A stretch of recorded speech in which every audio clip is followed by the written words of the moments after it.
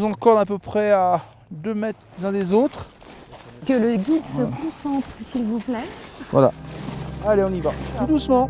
Soyez confiants, mais toujours concentrés.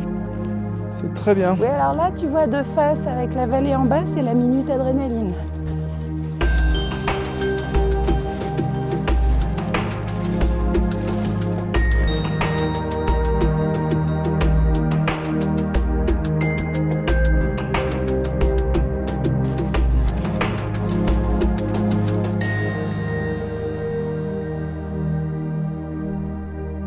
Il y a un rapport très profond entre 3 endroits du monde. Le désert, la haute mer et la haute montagne, tu ne peux pas y habiter. Et par conséquent, quelle est l'expérience que tu as? Tu as directement l'expérience de la planète. De la planète. Tu vois? La planète comme telle. La planète comme elle était au premier jour de sa formation. Et là, il y a une exploration, il n'y a pas de doute. C'est en dehors de l'habitat des humains. Ce n'est pas un habitat.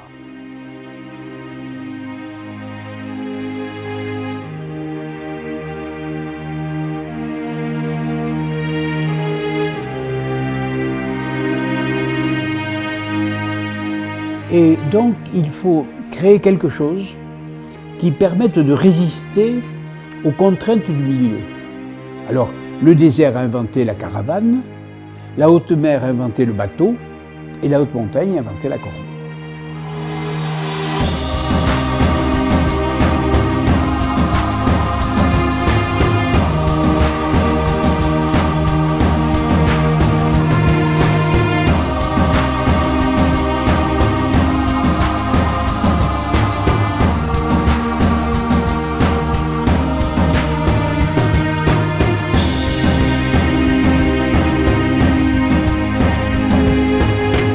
J'ai un souvenir de la cordée comme quelque chose qui m'a quand même beaucoup appris, il n'y a pas de doute là-dessus. Tu vois, qui m'a appris ce que c'était que la relation humaine.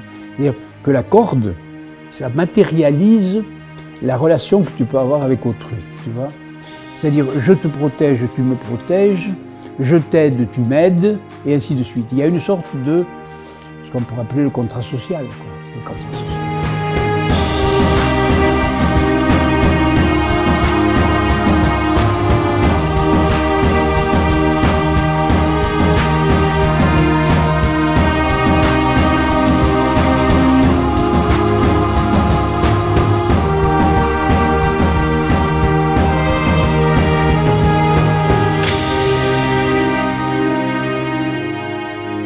J'ai un peu, pendant 25 ans, fait des sommets dans les Alpes, en compagnie de 2 guides, un de Chamonix, l'autre qui était plutôt du massif des Écrins, tu vois.